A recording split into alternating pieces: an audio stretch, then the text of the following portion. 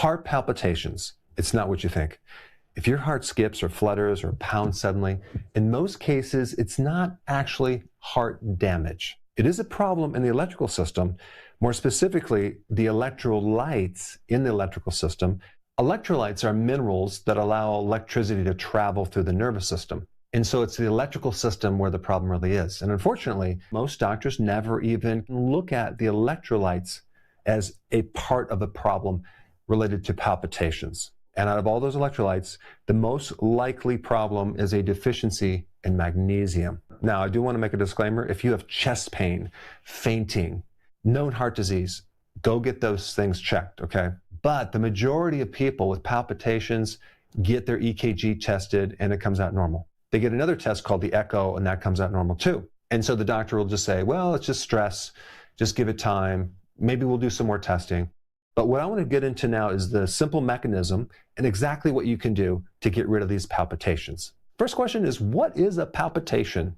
If there's a skip beat or an extra beat, that's called a palpitation. And you're going to feel something weird in your chest, or you might feel like you need to take a breath, or maybe you even feel a little bit dizzy. But at the core of this problem, we really have an unstable electrical rhythm, which does not mean your heart is failing or there's any type of structural problem at all. It means the nervous system is a bit irritable. Because it's not mechanical, it's chemical, it's very easy to fix. Now, if we look at these three electrolytes right here, calcium is usually the big problem, okay? Calcium causes contraction of the heart muscle. Too much calcium will also cause twitches, cramps, insomnia, and anxiety. Too much calcium overstimulates the nervous system that goes to the heart.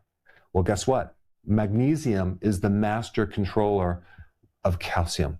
So out of all the electrolytes, magnesium is the most important one in nerve stability. Magnesium is also the solution for twitches that you might get in your body or cramps, especially in your calves or your feet, especially in the early morning. Insomnia. Magnesium is the best thing for insomnia, as well as reducing anxiety. Magnesium helps to relax the muscle. And the big problem with magnesium is when you get it tested, it rarely shows a deficiency because most of the magnesium is not in the blood. Most of it is deep in the cell, like 99%. So when you test the blood, chances are it's always going to be normal, despite having a deficiency. And then other things can come in, increasing the demand for magnesium, or even causing the release of too much magnesium through the urine and trigger a palpitation. We're going to get into that. One really common trigger for palpitations is stress, okay? Now, there's two things involved with stress, adrenaline and cortisol. Well, it just so happens that magnesium buffers adrenaline and cortisol. But if you're slightly deficient, all it takes is a little stress to push this over the edge, create a deficiency, and boom, the palpitations kick in. So we have stress that can increase the demand for more magnesium, but there's other things as well. If your sleep is really crappy, you're going to need more magnesium. If your blood sugar is not stable, let's say, for example, you're a diabetic or a pre-diabetic, the demand for magnesium goes way up. This is why diabetics have such a difficult problem with magnesium. And also hormonal shifts, whether someone's going through menopause or even having blood sugar issues. Also, as a side note, if you have heartburn or acid reflux, what that means is you don't have enough stomach acid, which can also be a problem in the absorption of magnesium. Exercise greatly increases the demand for magnesium, and this is why people that sometimes exercise notice the heart starts skipping a beat or palpitating. And so why does exercise create a demand for magnesium? Because magnesium is involved in making energy, ATP. And what is exercise? A massive depleter of ATP, and you're going to need a lot more of that to be able to generate energy when you exercise. So if you notice this connection between exercise and palpitations, it might not happen right away. It might happen just like an hour later, then we know it's a magnesium deficiency.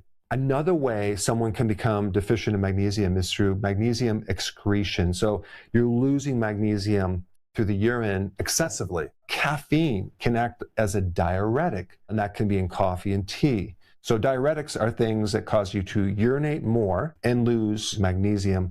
Going on a low-carb diet. When you go on a lower-carb diet, you get rid of fluid, and you notice palpitations when you do the low-carb thing, or when you fast. Now you know why. Because you were already deficient, and that pushed you over the edge. Heavy sweating, you're going to lose electrolytes. That could be one reason why you have these palpitations combined with the exercise. So we increase demand, increase elimination of magnesium, and not a good combination. Also, alcohol will cause more magnesium to be lost to the body. Now, the third thing that can aggravate palpitations is just not getting enough magnesium from the diet or from your water. We used to get our magnesium from the well or the spring. Now people consume city water, which doesn't have any significant amount of electrolytes like magnesium in it. But also, if you're not consuming enough magnesium foods. So what are those? Salads, anything green has chlorophyll. At the heart of chlorophyll, that green stuff in vegetables, is magnesium. Chocolate has magnesium. Of course, it also has sugar, unless you have the really, really dark chocolate. That's a very tiny amount of sugar, and that's one source of magnesium for some people. Avocados are a good source of magnesium. Certain nuts have magnesium. But if you calculate the foods that you eat, most people are not consuming enough foods to even get enough magnesium to run the body, let alone create a therapeutic effect to fix something like palpitations. And also junk food, ultra-processed food. When they process food, they break it down, they strip it of all the nutrition, right? So when you consume junk food, you're eating empty food that then requires you to digest it and process it. And because there's no nutrients in it, other than some of the few synthetic vitamins they put in it, now your body has to tap into your reserves of these nutrients. That's really the purpose of vitamins and minerals and trace minerals, to actually act or assist in the biochemistry or the metabolism of digesting and assimilating food. And so junk food is very depleting of nutrients, especially magnesium. Magnesium is on a circadian rhythm as well, and it's at its lowest point in the early morning. And if you ever notice in the early morning, there's higher incidence of leg cramps, there's higher incidence of heart attacks. All of these things at the root cause are related to a magnesium deficiency. There are specialized tests that you can do, but a lot of doctors don't like to do them because they require a lot of effort and specialized procedures. The type of magnesium that is best to take is a magnesium that is very absorbable, like 80% of it gets absorbed. That's magnesium glycinate. It also helps increase something called GABA in the brain, and it calms you down. It's good for stress. It's good to reduce cortisol. So that combination, I think, is the best, especially compared to other forms of magnesium like magnesium oxide, which is only 3% absorbed, and you get diarrhea when you take too much of it. Now, as far as how much magnesium to take, the RDAs for magnesium are roughly about 400 milligrams per day. You might want to try that, but if it doesn't go away, you might want to increase it. But the problem is, you don't want to take all your magnesium in one sitting because your body is only going to absorb so much. So just break it up. Have some in the morning and then have some at night. And maybe you have just double the RDAs, like 800 milligrams. And that way you can actually build up your reserves. And also increase your energy, because your energy is dependent on magnesium. You might say, well, I thought magnesium is just good for sleep. How can that improve my energy? Is that going to counter it? No, it actually takes energy to sleep well. But magnesium typically doesn't just boost your energy, it just supplies the raw material so your body has the capacity to make more energy.